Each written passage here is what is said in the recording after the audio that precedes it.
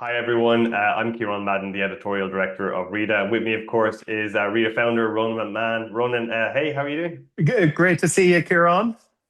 Great to see you as well. I really wanted to jump on with you because I know you're just recently back from a pretty amazing trip to a fascinating part of the world, and I'm dying to hear your take on it. Yeah, great, Kieran. So, absolutely fascinating part of the world. I'm just back from a 2 week vacation in Japan, which inadvertently has turned into something different because what I saw, I think, makes for a very, very interesting idea, which may be either applicable to our core Rita beat or also maybe just to our general ideas about seeking out incredibly low real estate values in stunningly beautiful places. Um, so, Kieran, before we dive in, I want to lay out a few caveats. A, I'm not a Japan expert. I'm going to botch the names of places. I'm not up to speed with how the legal system works. I don't know the tax treatment of rental income. I know very, very little. This is wildly different to a typical Rita dispatch, which typically would be about a place that I've scouted for maybe 2 decades. I've made multiple purchases. I'm familiar with the law. I've immersed myself in the culture, yada, yada. None of these apply here. Um, but what I found is a country that absolutely captivated me. So I guess just a bit of backstory to put this in context. I got married in December or November, better get that one right. No, November of 2019. Our honeymoon was planned for April 2020. That was planned for Japan. COVID hit, and it took 6 years to get around to finally having this long deferred trip. So I guess my wife is Japanese Mexican. So she's grown up in a culture that's very culturally two tracks. On the one hand, they're very Latin and very Mexican. And on the other end, there's a very strong Japanese culture that runs through it. So, culturally, I was very, very interested in Japan, and I guess culturally, I'm very, very interested in, I guess their relentless pursuit of iterative improvements. I've just my entire life I've been fascinated with how they revolutionized manufacturing. I mean, we're talking about a country that was absolutely flattened in World War II, and within 22 to 28 years, depending on whose numbers you believe, Japan was the second biggest economy on earth. And you could just see that attention to iterative improvements and commitment to quality everywhere. And that segues into, or that feeds into what an incredible experience it is, what every experience there, you know, to me was a 10 out of 10 experience. I didn't have a interaction that I felt was anything short of, as close to 10 out of 10 as possible.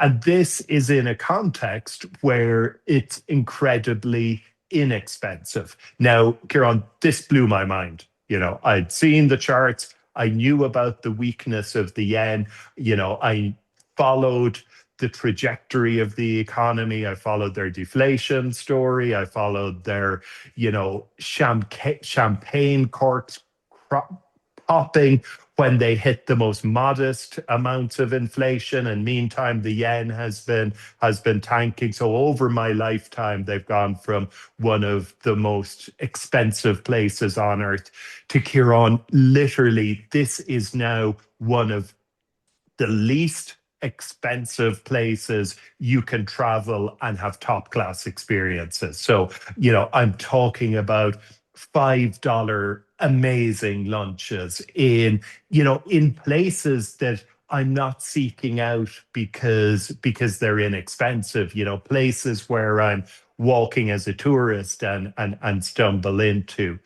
And of course, a big component of all of this and is the demographic collapse. So I'm jumping around a bit here, but I'm going to get somewhere and then we'll start back from somewhere else. But Japan is the world leader in demographic collapse. I mean, maybe the South Koreans are collapsing at a faster rate than them now, but the population is collapsing.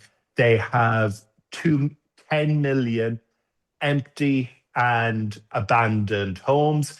They have more homes than people, and that trajectory is continuing. So, this has created a situation whereby there are parts of the country that are facing this mass depopulation where they are literally giving homes away.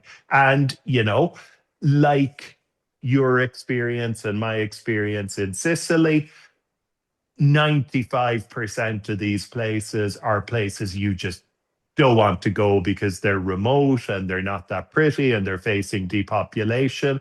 But there are some areas in Japan that are stunningly beautiful, that are close to white sand beaches. And I mean, think Hawaii, think Tulum, like pristine, perfect white sand beaches are within a 50-minute bullet train ride of a major global city. And these are places where we can literally get homes for, and I mean, I'm literally meaning for free. They're literally giving them away in places. So it's a really kind of quirky thing. It's a really quirky thing. The most developed place I've been. So the most developed country I've been. So, there's a lot of world cities that are hyper developed in a downtown core the way Tokyo is.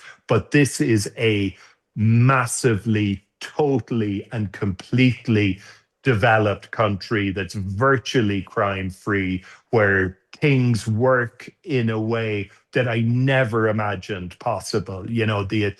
European countries pride themselves on a train system. No, no, no, no, no. This is like they got nothing on what the Japanese have. American restaurants pride themselves on service. No, I mean, I've never had service like I've had in Japan. Um, Everything works in a way that not only does it work as it's set out to work, there's a floating anticipatory component, which is whenever I had a problem, no, I wouldn't characterize it as a problem. Whenever I had an uncertainty, there was always someone and a process to deal with it. So I'm not sure. I go into the 7-Eleven. I'm not sure how to get hot coffee because they prefer cold coffee. I go and try and ask someone, and up they pop with a big, bold printout of the steps. So not only do they have a printout for the exact question I'm asking, but it's a printout that's bold and big. So a half-blind middle-aged man like I can manage it. So I was really, really blown away. It's like being in a parallel universe because everything is it's an incredible travel experience because everything is so developed, so safe, so comfortable, but yet so different. I'm so accustomed to getting into an elevator, whether it's in Portugal or Mexico or Paraguay. And it's going to be one of like four or five global companies that make elevators. In Japan, there's some different company I've never heard of before. Getting coffee, it's from a Japanese coffee machine company, and just the food is just absolutely exceptional. I've been really struck, and I've been circulating with a lot of friends um, during my trip, and since I came back, it's an Anthony Bourdain clip that you can find on Instagram or YouTube, and it's where he talks about his first Tokyo experiences, and he tells this anecdote about how every major chef he's asked, or if he were to ask them, whether they're in Spain or whether they're in France or whether they're in California, every world class chef, if you ask them, if you had to eat a country's food for the rest of your life, what would it be? And, he was like, Japan, Tokyo, period. So an incredible experience, and one that has opened the door, I think, to a place that we want to scratch on, Kieran, because this is like the flip of a REIT opportunity. So we're rolling into last week we were talking opportunity in Paraguay, which is a big demographic story. More people, more money, more demand for real estate. Real estate will rise. Here, it's a case of fewer people, contracting economy, creating supply that there's no demand for. And is there an opportunity here for us to unlock either a rich lifestyle, some rental yields, because totally surprising to me. There's an opportunity to generate reasonable rental yields here. And also the idea as to whether some of these pockets could turn around as Japan moves to welcoming more international folk. So, I mean, yeah, incredible. And such a huge mess to unpack there, Owen. And what strikes me is kind of what so unique and so particular about this Japan opportunity that we're going to begin exploring now is because the Japan rose so far so quickly and then has had this kind of population collapse come so fast, it reached a very high technological level. And now with this deflationary crisis, it kind of almost stands out globally because you have like incredible lifestyles in Sicily and places for incredibly affordable prices. But Yeah. Japan has that unique element of like it became so technologically advanced as a society, a real top economy. And now the collapse has come so quickly. It stands out both in the fact that in terms of affordability, cost of living, it's incredible for what it's offering. But real estate kind of follows that track as well in a way in no other major economy.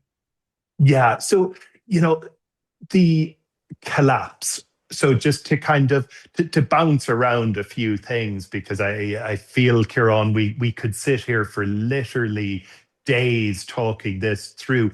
The collapse is the most fascinating thing ever, because I am walking around or I'm traveling around a country, and I'm traveling also right across their leading metropolis, the greater Tokyo area, with however you count it, or whatever, 40 million people when you stick it all together.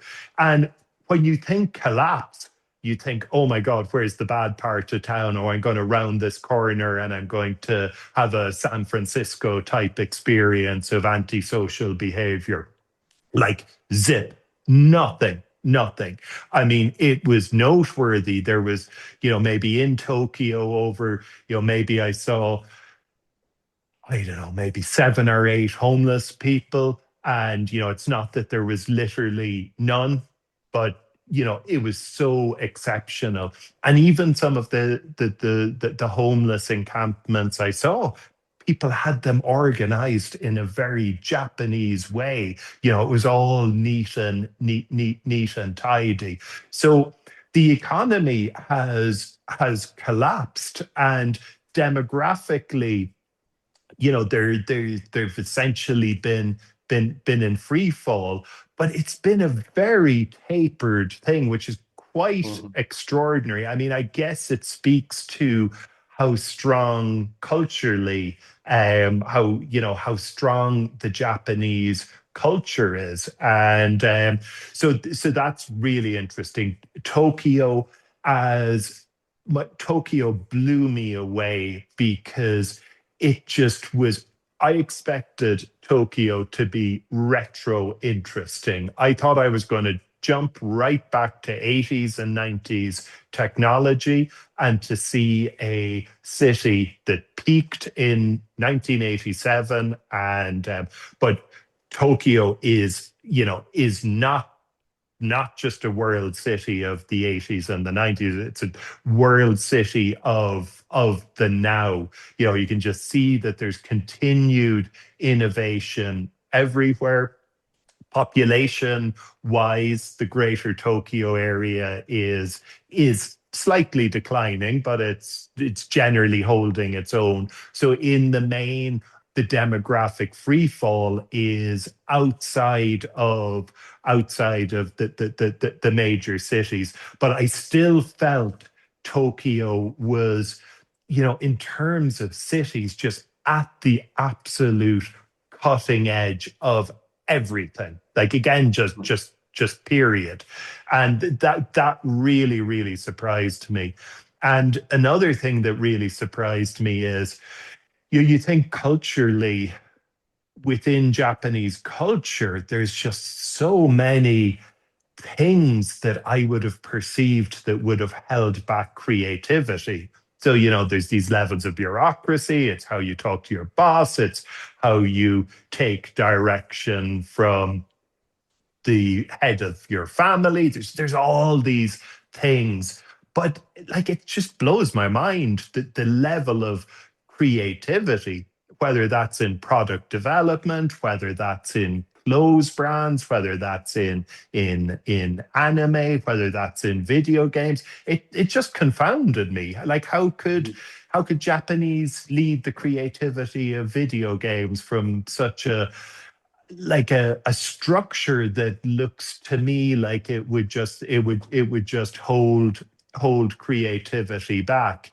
And it was just cool going because I had so many little tips from Rita members. So we had just come from the gathering, and I mean, we're such a well-traveled lot. I had various different Rita members pull me aside and say, you're going to Tokyo next week. Be sure to check out this stand-up sushi place near your hotel. So it was just it also just spoke to what a well-traveled group we are because I got so many insider tips from within our membership.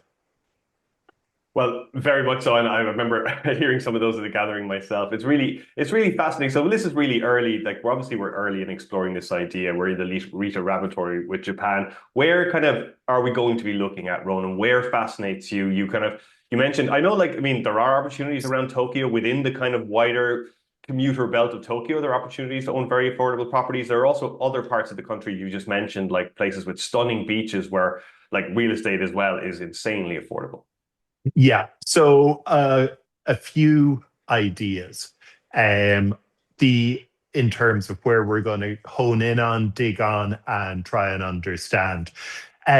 So like Noah, our video member of our video team, his family, he traveled to Japan to ski with his family from Colorado over the holidays because literally skiing in, the top destination, top resorts in the US and Europe has got so expensive now. It's literally cheaper to get on a plane from the US to Japan and ski in comparable or better Japanese resorts. Again, I'm not a skier, so I don't understand the minutiae of it.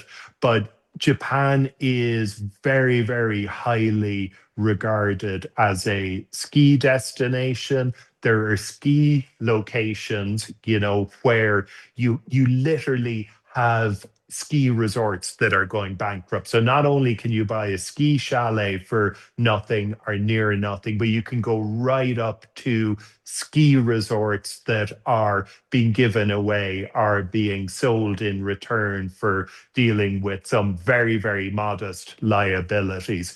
So that's a huge opportunity. And these ski destinations become beautiful summer destinations for hiking and nature. Obviously, they're at altitude, so it takes you out of what I'm told is the sweltering heat of places like Kyoto, sweltering summer heat. So these are places that can emerge and can become year-round destinations. Or maybe, Kieran, you just don't frigging care. You want a ski chalet for nothing, or a hiking chalet for nothing, and you'll go there and spend part of your year there.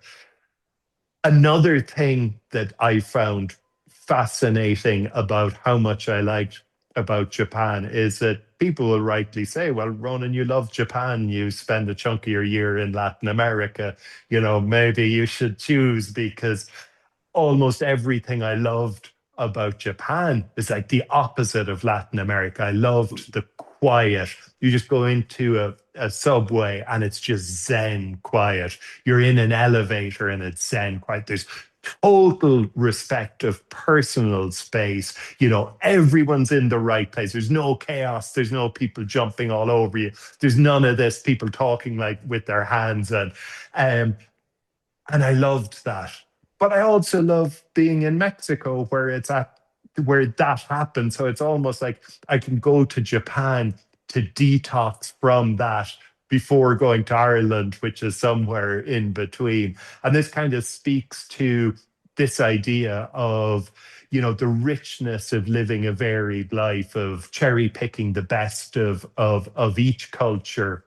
Whereas I certainly, and this was something that I pondered a lot. The idea of growing up in Japanese culture, oh my God, it made me shudder. It would have not worked for me. I'd say if I was born into Japanese culture, I'd be one of the 8 people living under the bridge smoking the crack pipe. I don't think it would have. But to be able to dip in where I am now, so as a potential base, but back to the ski destinations, again, one big caveat here, and these are the caveats that we'll get to as we start to get more serious about this, because of course, like we found in Sicily, the existence of free homes, it's not that it doesn't exist, it's just that there's much better deals out there than free homes, because obviously in the context of a ski home, you've snow and you've cold weather and you need heating, and the roof needs to be not leaking. So the reality is, both in terms of the ski destinations and the other destinations, that the better way to play it is to kind of crank up your budget a bit. So ski area, just unique lifestyle, and potentially long shot, potentially we need to understand more how that rental market could be developed, how a boutique resort could be developed. And the other is beach. Like, I mean, who would have, well, maybe many Americans will be familiar, certainly many Americans who've been in military service will be familiar with the pristine white sand beaches of Japan. And you go into those southern islands, you go into Okinawa, and, it just looks picture perfect, just absolutely beautiful white sand beaches. Um, Culturally very Japanese, albeit a bit of a twist to the northern islands, but just pristine white sand beach. Great weather. Also has times of the year where it's not as hot, say, as other, Caribbean destinations. So one of the things that appealed to me a lot, and I haven't been there yet, it's just where I'm planning to go next, was that, I'm tracking the temperatures there right now, and they're in the, certainly last week they were in the low 70s. So it's beautiful sunshine, but before you get into the summer, you don't have the year-round heat.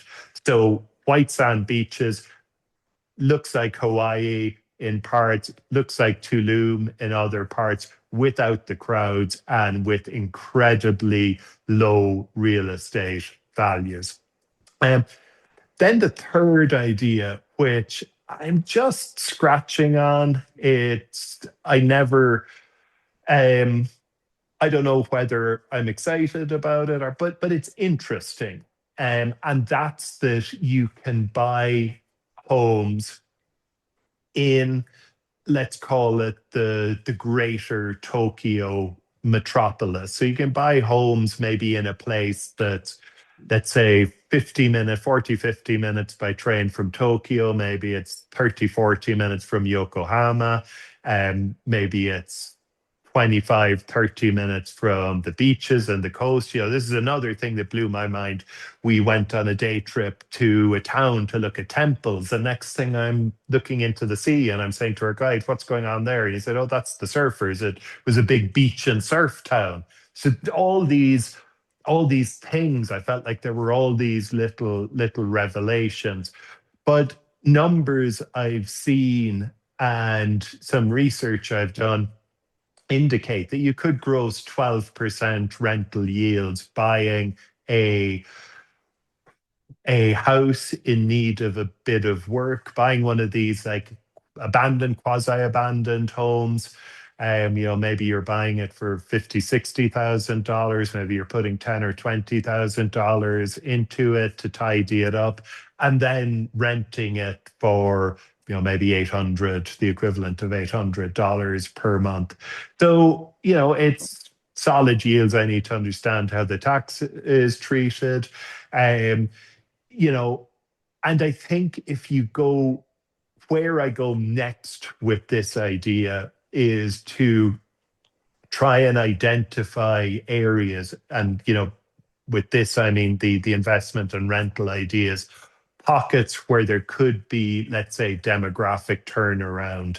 So, I'm seeing stuff about a number of these like mini cities within the greater Tokyo that are, attracting young people, attracting tech companies that are less expensive than downtown Tokyo, and to see if there could be neighborhoods within this context where demographics may turn the other way, so that maybe on top of that income stream, you could generate some capital appreciation over time. But we should be really, really careful about talking capital appreciation and Japan, because homes there are tend to be a devaluing. Won't even call it an asset because I don't view anything that goes down in value as an asset, but more akin to a car than to how we view real estate here in Rita.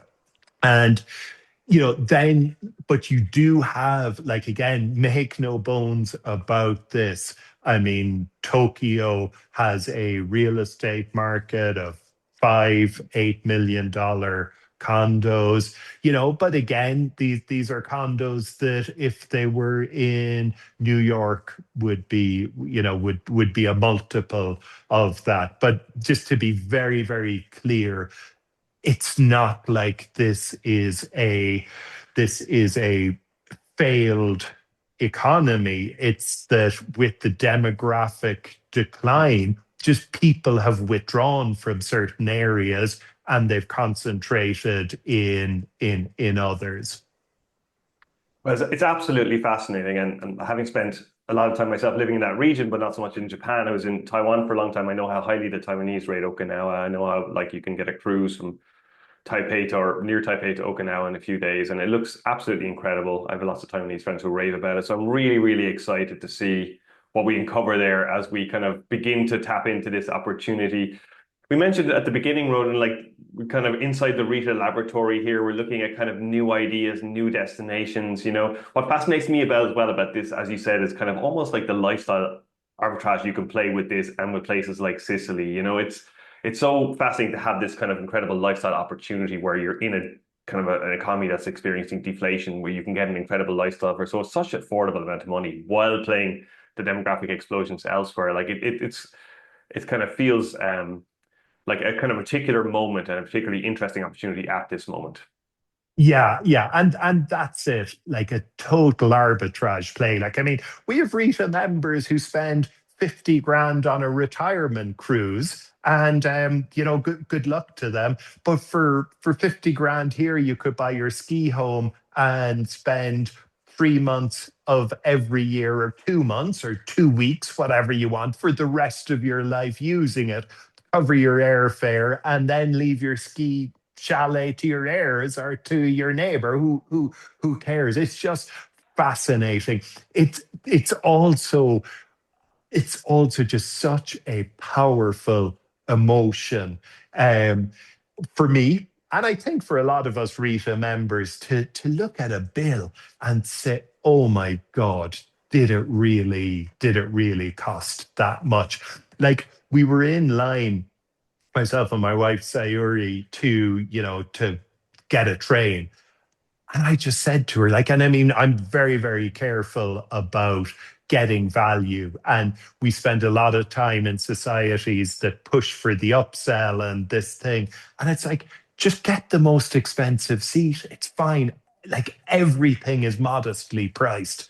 Mm. And so we were getting the bullet train and he came into and it was very modest. It was, very, very, very modest. And we get on the bullet train, and there's a butler, and they've these big, comfortable leather seats, and we get slippers, and there's a team at our beck and call, and it's amazing food, just beautiful Japanese food served up in just incredible boxes. It's included with the ticket.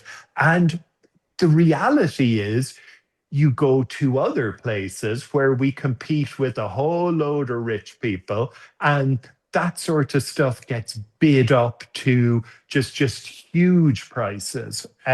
Getting taxis around Tokyo, unbelievably modest. I go to New York or London, and I'm in a state of stress because I'm looking at the taxi meter. I'm like, "Oh, geez, this is too much," and the light goes red. But I don't know whether it's a baseline tightness, as we'd say in Ireland, or what, but it's just such a nice feeling that everything feels like it's almost free.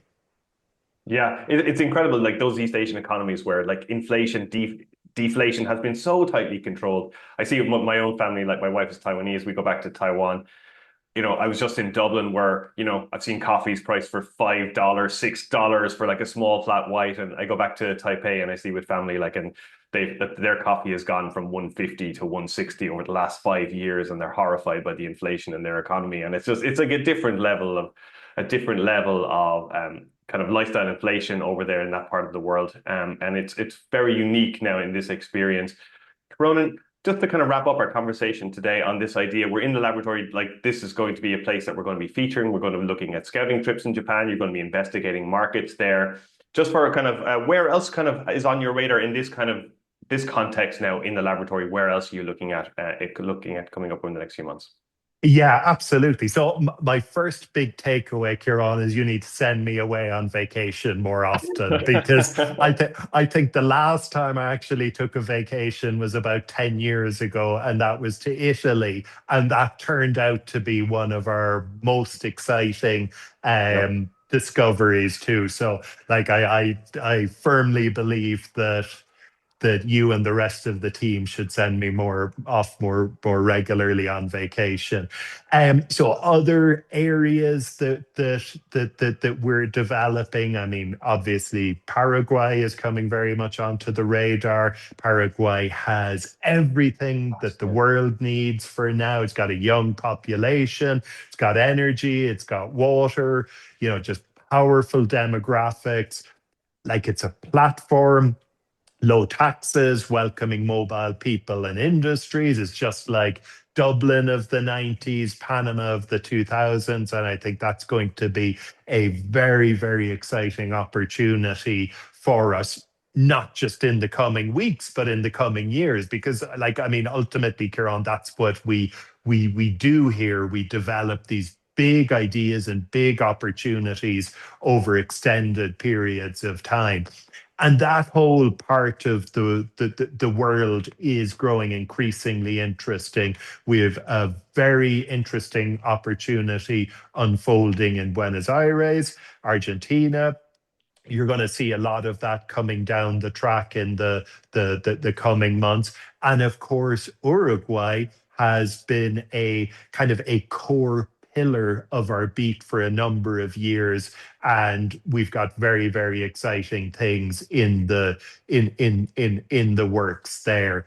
And then also moving over to Europe, we're developing this idea of second cities, places that have all the attributes of major European cities, but where values are a fraction, where they've incredible connectivity to the rest of Europe and to the world, but we can buy before those transformations. So, places like Béziers in the south of France, places in Italy, places again within that kind of that circle of northern Portugal, Galicia, where I'm going to be back in that neck of the woods in the coming months. So we're broadening into a number of these locations that are just poised to do extremely well. And then, of course, Kieran, more Panama.